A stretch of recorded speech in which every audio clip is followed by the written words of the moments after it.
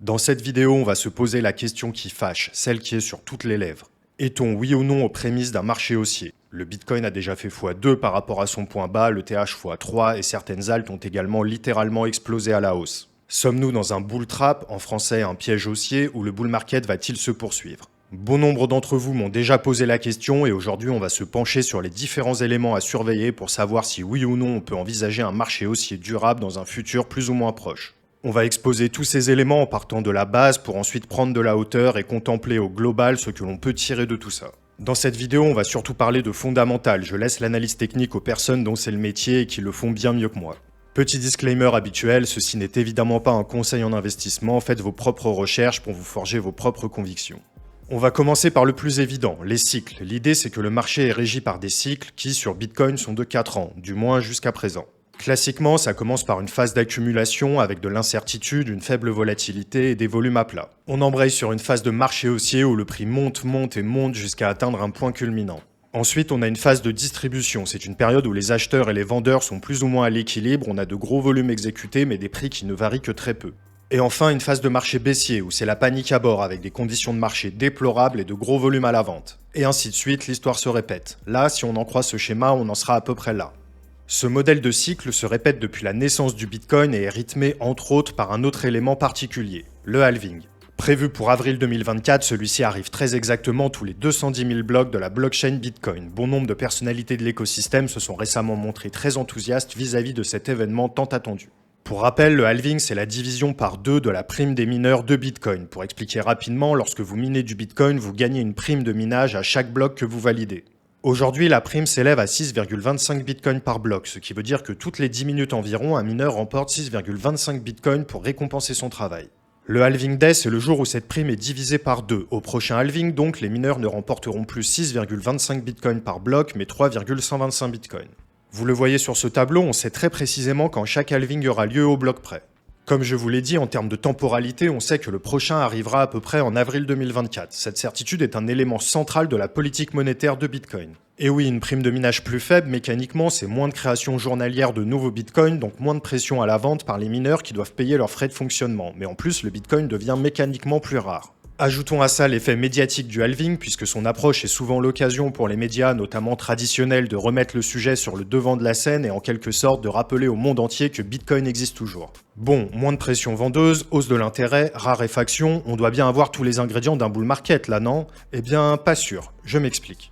Il faut bien prendre en compte deux choses. Déjà, le halving day et les cycles sont des éléments connus. Ce que je veux dire par là, c'est que ça n'a rien d'imprévisible, au contraire. Et on sait une chose, c'est que le marché fonctionne par anticipation.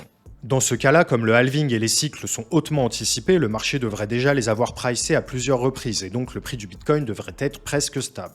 Mais ce n'est pas ce que l'on observe évidemment, et il y a une raison bien particulière à cet état de fait. Ces deux éléments ne suffisent pas à expliquer les mouvements à la hausse du cours du Bitcoin durant toutes ces années d'existence. Bon, on peut aussi évoquer un élément d'analyse technique tout de même, par exemple le MVRV Z-Score. On ne va pas détailler son fonctionnement, mais en gros, quand la courbe orange est dans la zone verte, c'est plutôt une zone de bottom. Quand elle est dans la zone rouge, c'est plutôt un top de marché. En tout cas, historiquement, ça a toujours marché, et aujourd'hui, on sort tout juste de la zone verte, et vous allez le voir, ça corrobore pas mal avec d'autres facteurs qui nous disent que peut-être on est au commencement de quelque chose d'intéressant. Mais prenons un peu de hauteur maintenant. L'autre chose à inclure dans notre analyse, vous l'aurez peut-être deviné, c'est la macro, c'est-à-dire l'économie globale. Et depuis que Bitcoin existe, le moins que l'on puisse dire, c'est que l'on était dans un environnement plutôt accommodant. Bitcoin a vu le jour en 2008, juste après la crise des subprimes qui avait précipité le monde dans une énorme crise financière. Depuis, on compose avec des taux d'intérêt au ras des pâquerettes et même parfois des taux négatifs. Autant vous dire que c'est le genre de climat qui était hautement favorable à l'investissement dans des actifs risqués comme Bitcoin justement. Penchons-nous plus en détail sur ces fameux taux d'intérêt dont on entend parler comme le némésis absolu des marchés financiers. Dans l'absolu, ce n'est pas tout à fait faux, mais prenons quand même le temps de comprendre 2 ou 3 petites choses. Ça ne vous aura sûrement pas échappé, depuis le début de l'année 2022, les États-Unis ont commencé une politique de hausse des taux d'intérêt, notamment en réponse à l'inflation qui commençait à pointer sévèrement le bout de son nez. L'idée de cette vidéo, ce n'est pas de faire un cours d'économie, mais c'est tout de même intéressant de se demander pourquoi une hausse des taux ferait baisser l'inflation. En fait, c'est le taux directeur des banques centrales qui augmente fortement. Celui de la Fed, la banque centrale des États-Unis par exemple, s'établit à un peu moins de 6% au moment où j'écris cette vidéo. Il faut voir que ce n'est pas rien, la dernière fois que les taux sont montés si fort, c'était juste avant la crise des subprimes en 2008, et cette fois-ci, la remontée est encore plus rapide que la dernière fois. Ce taux directeur sert de base et de référence pour les taux pratiqués par les banques commerciales, c'est-à-dire les banques qui nous prêtent de l'argent à vous et à moi. Et donc, pourquoi augmenter les taux ferait baisser l'inflation? En gros, l'idée c'est que le crédit devient plus cher, ça encourage les acteurs économiques à retarder leurs dépenses car emprunter devient plus coûteux à l'instant T.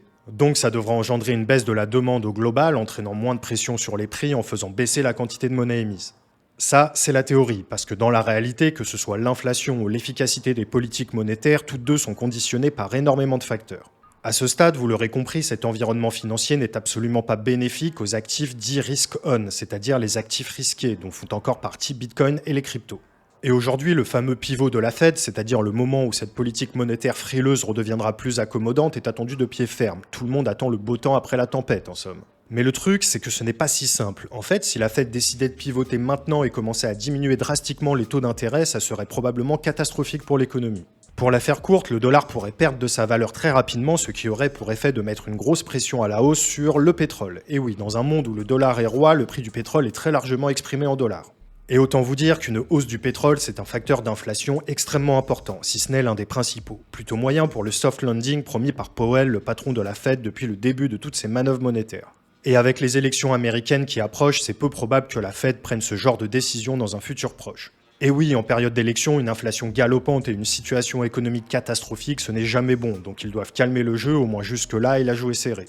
D'ailleurs, ces fameuses élections américaines sont très attendues dans l'écosystème, puisque plusieurs candidats sérieux ont manifesté un enthousiasme assez marqué envers Bitcoin et les cryptos. Mais pas d'inquiétude, on aura l'occasion de parler plus en détail de ces élections dans une prochaine vidéo. Ceci étant dit, la conséquence principale de tout ça, c'est que la quantité de monnaie en circulation se retrouve contractée, et donc forcément on touche à un point crucial pour le marché des cryptos, la liquidité. Et là, il y a des choses intéressantes qui commencent à se passer. En juin, face au risque de défaut sur leurs dettes, le Trésor américain a finalement sauvé les meubles et a autorisé de nouveaux emprunts. En clair, on balance la poussière sous le tapis et on passe le tapis au napalm. Mais peu importe, parce que depuis cette annonce, près de 300 milliards de dollars ont été injectés dans l'économie, et ça c'est plutôt accommodant pour les marchés financiers, et c'est peut-être l'une des raisons qui explique les récentes hausses du Bitcoin. Maintenant, au global, il faut bien comprendre une chose, c'est que comme on l'a dit, l'environnement n'est absolument pas propice aux actifs risk-on. En ce moment, les investisseurs sont très largement dans des stratégies de conservation plutôt que de spéculation.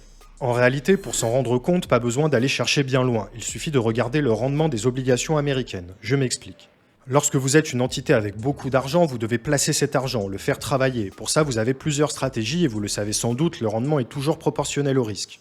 Par exemple, acheter de l'or est considéré comme très safe. Par contre, le rendement ne sera vraiment pas incroyable et au contraire, acheter du Bitcoin vous promet un rendement potentiellement énorme mais est considéré comme très risqué.